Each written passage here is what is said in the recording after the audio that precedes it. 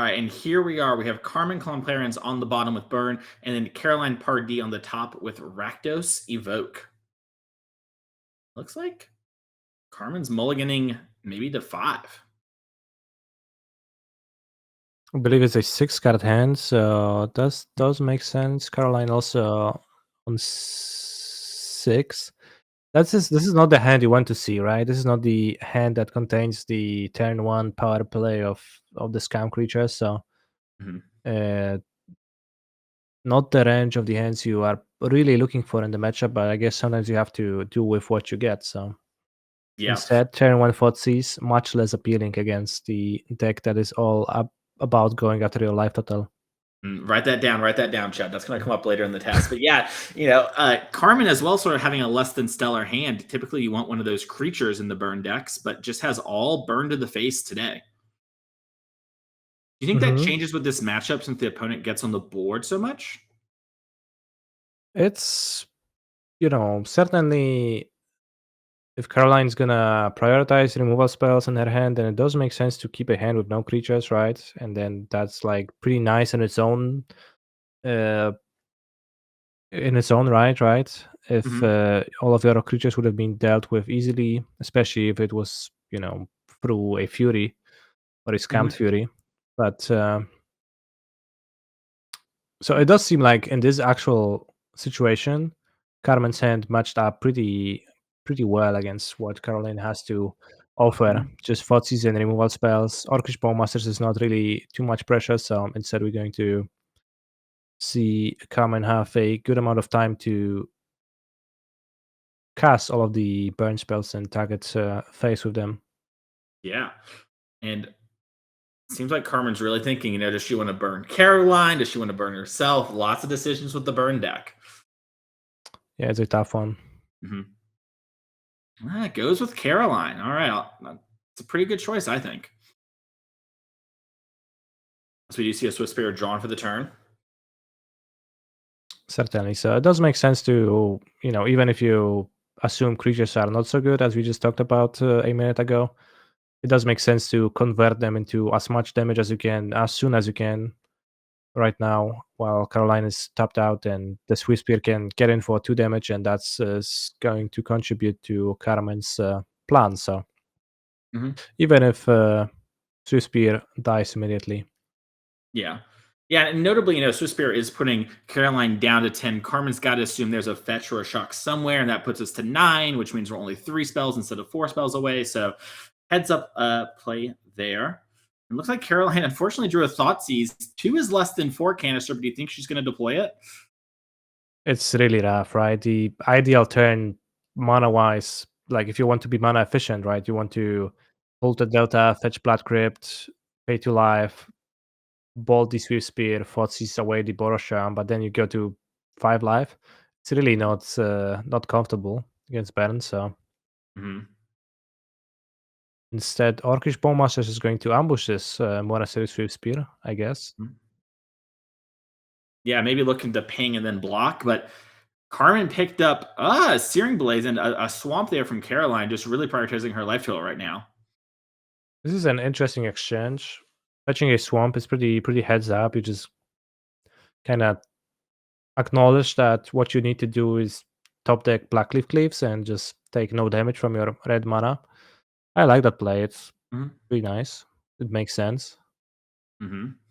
And we see a double block here from Caroline, knowing that there was Boros Charm in hand before, but Searing Blaze, the pickup for Carmen, is going to lead to a little bit of a blowout here for the Orc army. Well, the flip side is that the sitting place did not have landfall turned Mhm. on, making it so that Caroline only takes 1 damage from the spell itself. So Mhm. at least that's nice. But True. And it looks like Caroline's lining up Thoughtseize on that Boros Charm she knows about, just trying to save a couple extra points. I think mhm. this makes sense.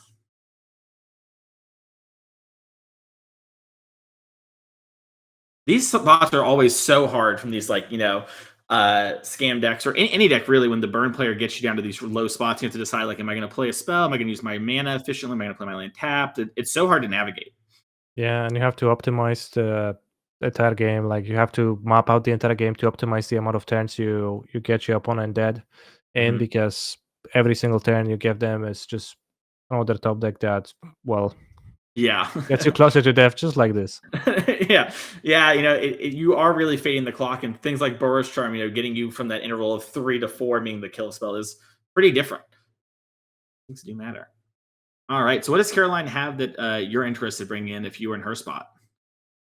Not much, in all honesty. There is Shieldred, which is a source of life gain, but it's also a 4 mana card, and Mhm, it's not a guarantee that you will always get to cast a 4 mana card against burn. mhm, Besides that, there's maybe Chalice of the Void if you want to put it on one, but I'm not sure if that plan is any good. So it might just be no changes and just hope for a strong opening hand. Although we mhm, see that Caroline picked up her engineered explosives and put it into her deck, which does make sense. It is a solution to sometimes the creatures, but more importantly to sanctify on Vex. So actually, it makes plenty of sense, and it seems like a great thing to do. So I like the explosives over and Shieldred over, as we see a few fables, Blood Moon. Yeah. mhm.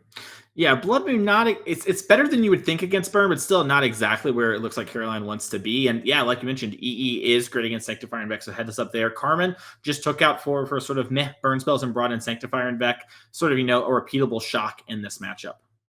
Yeah. You could argue for breaking in Blood Moon, even more Blood Moons, especially on the play, given that Sanctifier on Vec is so scary and it's a card that costs white. So I guess you can stop this one from getting cast, but not sure if it's like a long-term plan. Yeah, actually, that's pretty interesting because if you go Ragavan Blood Moon on the play, it will strain the Sanctifiers and the Boros Mhm. Charms for the game. So it's not the worst. I hadn't thought about that before. That's a really cool way to think about it, as it looks like both players did take a mulligan to 6, and Caroline does have the Scammed Fury finally. She's doing the thing. Yeah, backed up by turn 2 Thoughtseize, so that's like a really strong opening end. Hmm. Sanctifier Yeah. on Vec actually answers it. Like it gets to block the Fury indefinitely, but not if it gets Thoughtseized, so Hmm. seems Yeah. like Caroline has most of the things covered. Yep. And Carmen's kind of hoping to chain some burn spells together. She has Swift Spear, but also this Rift Bolt might be something maybe she like takes a chance on suspending, and then she can like hit the Fury, and then like attack with the Swift Spear maybe and skewer. So we're gonna have to Mhm. see how she wants to play it because she doesn't know the Thoughtseize is coming for the Sanctifier and Beck, so she might just think that oh, this is gonna block indefinitely. Yeah, well, it makes sense to suspend the Rift Bolt anyways, because otherwise you cast the Monastery Swift Spear, which is not Hmm. very impressive anyways, but Yeah, it that looks is like not the line. Yeah, she's probably just thinking, Sanctifier and Beck's gonna go the distance. Mhm. Yeah, normally I think it would.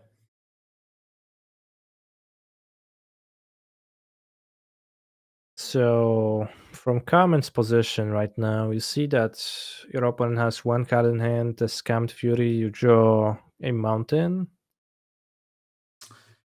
You Yeah. probably look to suspend the Rift Bolt and try to kill the Fury on the next turn, yeah, but certainly you're spending a lot of resources on that, and when both players are top decking, Vern is not so favored when the opponent is at 18 life, right?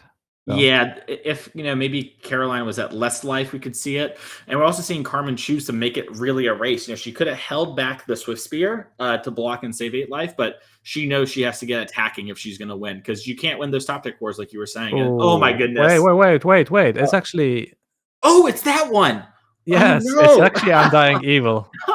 So the drawback is actually coming up. Oh my goodness. Yeah, if you haven't seen Undying Evil, if it already has a counter on it, you can't bring it back. And so players have moved to this with Not Dead After All being the predominant one because it lets the creature enter untapped. But here, the counter clause is going to line up poorly for Caroline and honestly be a lifesaver for Carmen. Exactly, like that's the very rare, extremely unfortunate occurrence for Caroline. Lava Spike, kind of a great draw, allowing Carmen to go face and then skewer down the Fury to push one more prowess damage. And like we talked about, that Yeah, damage matters a ton. it adds up, so certainly. Carmen for sure appreciates having a Swift Spear on the battlefield now that is going to be a constant source of damage. Mm-hmm. And Oh, we oof. see the Undying Evil getting cast, which implies that this kind of range interaction got missed, and the Fury did not come back because, again, the Undying Clause has not been fulfilled. Yeah, The and creature already had a +1/+1 counter on it. and like we mentioned at the start of the broadcast, when it comes to commentary, Caroline is sick, and she's powering through it here. So pretty easy to miss in general, let alone when you're hacking, etc. I was sick week 1 to Super League, so I definitely understand. It's hard to play when you're not feeling well. As a Ragavan is a Exactly. great draw, though. Yeah, it means that the Swift Spear is. Oh. Look at me. I'm the burn deck now as Caroline ties it up. All right, this Ragavan turned the tide of the game immediately.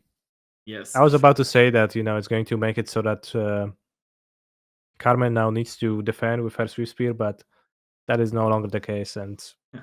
we move to game 3. Yep.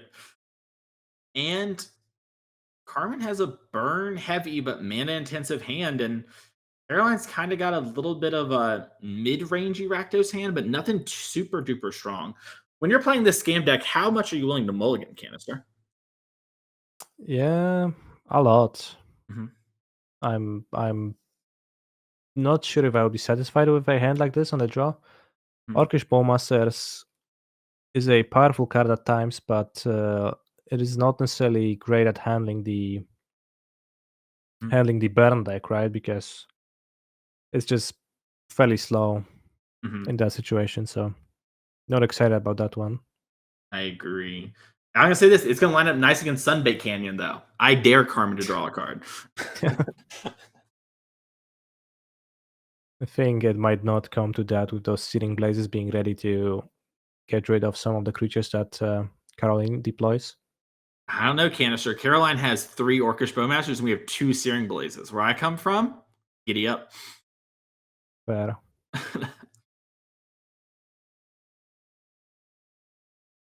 Are you Instead, just Caroline goes with a.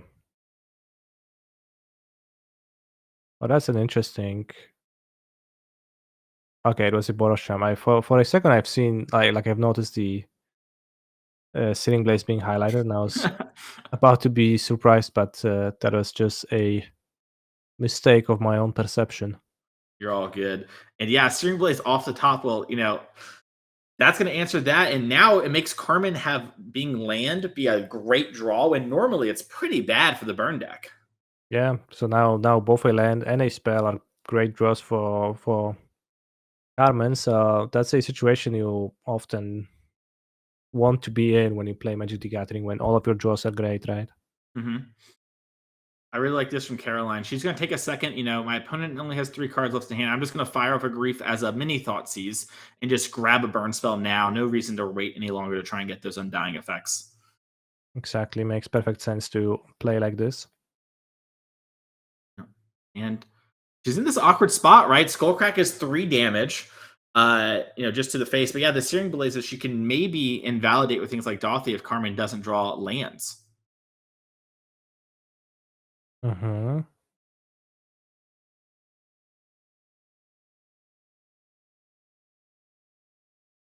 Like this. Oh A no, fetch fetch land, land. that's perfect. Oh That's just no. perfect for Carmen. The white list is in as we are going to see the Searing Blaze putting Caroline down to 6 and essentially 3. She has to play a creature eventually. Remember, Searing Blaze is not like Searing Blood. It doesn't matter if the creature dies. So Caroline's in a rough spot. What does she need to get out of this one? I guess Grief? Oh, but Grief puts a creature on the board. Oh, no. I am failing to find easy solutions, but maybe there is some. Yeah. The Sounding Canyon, are we going to see the Bowmasters triggering? No. That would have been really funny. Yeah, and you see Carmen just content to try and draw a different burn spell maybe and throw a bunch of burn at Caroline's face. But now he gets to sit here and wait, and That's a target, so Yeah. you can respond to the Bowmaster trigger, fetch a mountain, deal 3 damage to the Bowmaster and Caroline, and then the skewer the critics is gonna be ready to finish the job on the next turn. Yeah, Caroline's gonna need Carmen to draw all lands, I think, for the rest of the game, and have to have drawn Grief there. But I don't know if there's anything she can hit off Ragaman. We'll have to see here. But No Grief in Carmen's deck, so yeah, it would have that been a good possibility. addition. Mountain does not help. And Lightning Bolt, classic Lightning Bolt for last 3 points of life.